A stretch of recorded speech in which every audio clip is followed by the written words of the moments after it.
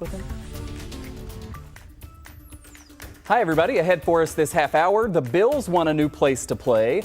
A top stadium expert will join us live as we continue the conversation about what it's going to cost taxpayers. Plus, he's covered the NFL for more than 4 decades. Our resident Bills expert will weigh in on the stadium saga and how history may be repeating itself.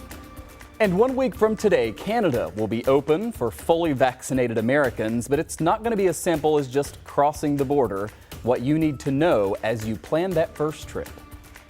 And hi there, everybody. We're starting off a new week here on the Two on Your Side Town Hall with 2 guests to talk about the story that viewers can't seem to get enough of. New reporting over the weekend about the future home of the Buffalo Bills. Yeah, it seems the headlines are really changing by the hour. The Bills have denied that price tag that you probably heard. $1.1 billion. It was reported over the weekend. The Buffalo News, citing sources, said that the initial offer from the Pagulas was for taxpayers to cover the entire cost. And most insiders will tell you that's just a starting off point in negotiations. The other big storyline this weekend came in the form of a tweet from an ESPN reporter who said Austin, Texas was being mentioned as a possible place to move the team should New York State and Erie County not secure a lease deal. There are a lot of aspects to this story. Yeah, there is a great article up right now on WGRZ.com and our Two on Your Side app. It's by Two on Your Side Bills insider Vic Carucci. He compares what's happening with the stadium now to the year 1971, when then owner Ralph Wilson was looking for a replacement to War Memorial Stadium.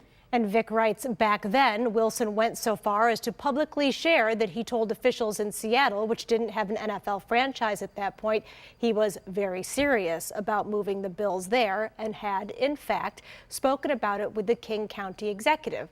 Of course, that never happened, but it was certainly a successful bargaining chip. Are we seeing a similar strategy now? Well, let's talk about that with the author himself. Vic, thanks for being here. Can you give us a bit of a history lesson here on how the past might help guide us through all of what's happening now?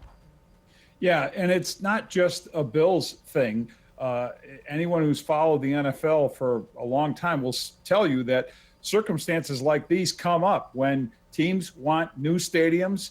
The threat to move, that talk starts. It either floats out there mysteriously, as maybe happened in this case, or you have a guy like Ralph Wilson, who was a real direct guy. He just said, hey, if we don't get what we want, we're going to move this team. And people took that seriously, certainly seriously enough to build what was then known as Rich Stadium. And Vic, I encourage everybody to go to WGRZ.com and read your article. It is very interesting. I know that you're plugged into the Bills, not just on the sports side, but also on the business side. And so I'm wondering your reaction when you heard the starting position, at least as it's reported, 100% paid by taxpayers. Seems like a non-starter for a lot of people who are just approaching this as, using a little common sense. Or is it the perfect place that you would start knowing that you're going to get less? Well, from the Bills side, I think it is the perfect place to start because you start as high as possible in pretty much any negotiation, and maybe you settle at a place that could be lower than that. But, and I know he's going to be on as a guest in a little bit for you, as experts like Mark Gannis and others will tell you, facility experts, that, and I remember distinctly Mark telling me this, that in smaller markets like Buffalo, it's more public assistance, and in the larger areas like Los Angeles or New York, it's less. Just that's the formula. So the percentages are probably, I think, have been as high as nearly 80%, if I'm not mistaken, of public money in some of the facilities through the years. But as I look at this situation, it's a good time, I think, to be asking for money. You think of infrastructure money that we're reporting on today and is out there nationally. You think about COVID money that's out there, of course, urban renewal money. I mean, the getting's good for businesses that are seeking it, and I think the Bills are timing this pretty well. Is it your sense, Vic, that a new stadium would definitely go in Orchard Park? Because a lot of people pointed out on social media over the weekend, if you're going to have a substantial taxpayer subsidy here, at least make it a project that has an economic impact. And it's kind of hard to see that in Orchard Park. Yeah, that's sort of where I look at this. I think the ideal spot is still downtown Buffalo, where you can impact so much more. I get the thoughts, of course, that from a cost standpoint, the dirt there is probably going to be a lot cheaper, and you've already got something in place. You have a practice facility there. Who knows what's happening with ECC South across the street? Perhaps that is the location that would be targeted, and the state would look favorably upon that. I mean, there's a lot of dynamics to it, but I look at this as an opportunity, really a one-time chance here to get this massive project right? The current stadium was built in 1973. It's been sitting there a heck of a long time. You're building something new at some point. I do think it'll happen, but why not do it where you can do the city the most good? And I believe the majority of stadiums throughout the NFL are in downtown or city locations. Vic Carucci has been covering the NFL for more than 4 decades, since he was 2 years old, by my math. Vic, it's great to have you on, our newly minted 2 on Your Side Bills insider, longtime journalist. Great to have you on. Thanks. Yeah, thank you. I was using crayons back in the day. Yeah.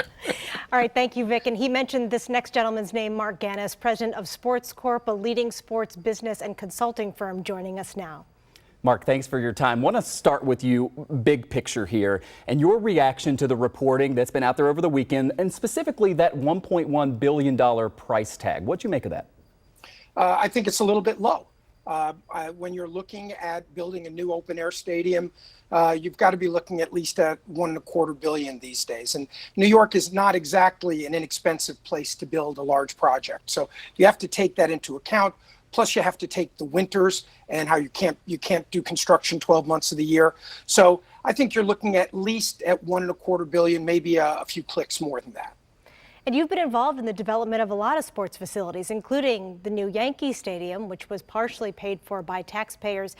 Based on your experience with that negotiation with New York State, what can we expect in the coming months? Can you kind of walk us through what that process is like?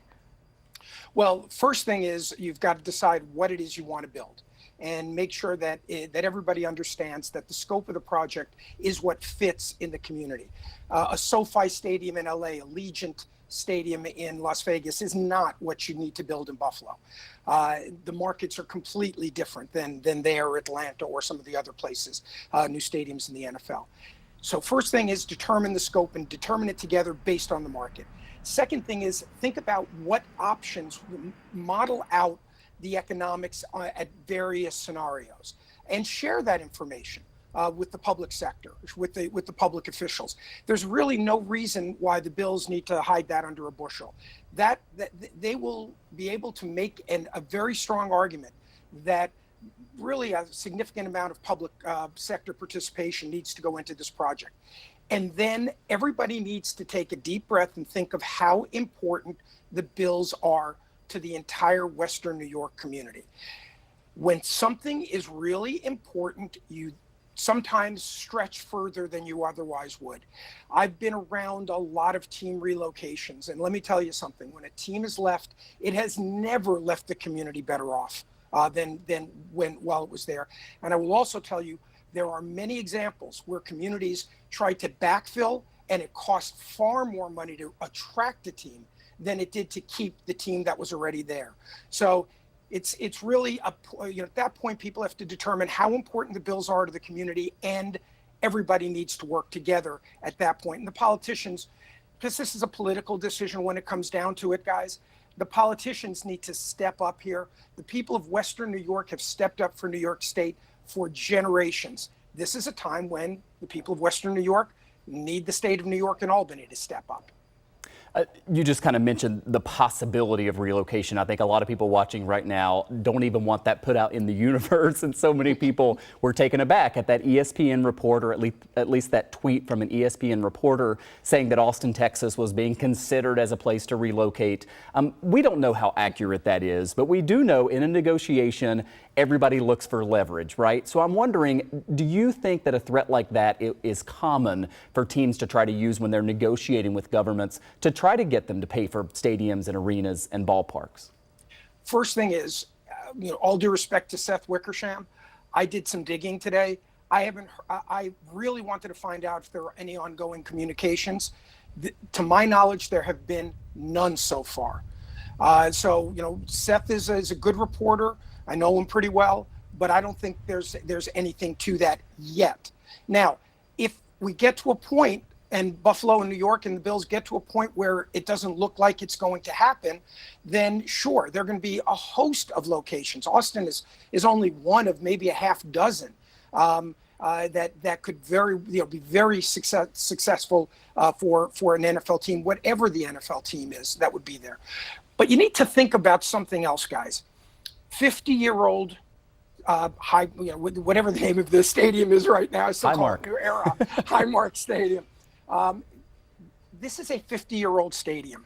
One of the things that I did here while I was making my inquiries today to lead to this is there are some structural problems with the ballpark. There are some structural problems with the upper deck. Not imminent. It's not like something's going to collapse tomorrow, but it has a relatively short lifespan. And we're looking at multi-hundreds of millions of dollars just for that one fix. So it has to be a new stadium. You guys were talking about location. That's really a local decision, but there's no doubt that building it near the existing stadium will be the most cost effective if cost is the operative issue. It's just something that is needed. The stadium has been it's done phenomenally well for the community. It's brought so much money in. The Bills alone bring in tremendous hundreds of millions of dollars of tax revenue and economic impact. These are things that have to be taken into account, and the politicians are the ones that really are going to have to step up. One thing we know, Vic just talked about it, they have the money today, guys. Today, it is a point in time where governments around the country are awash in cash. No money has to be taken from police or fire or schools or roads to build this stadium. It just has to be prioritized by the politicians. Certainly a conversation that's going to continue. We so appreciate the insight. Mark Gannis, president of Sports Corp. Thanks again for joining us. Thank you. My pleasure. And coming up still on this Monday, we're verifying headlines you may have seen in your news feeds about a possible link between Alzheimer's and dementia, and something found in everything from pop cans to cookware and cosmetics. We have that story and much more, including an update on the border reopening as the town hall continues.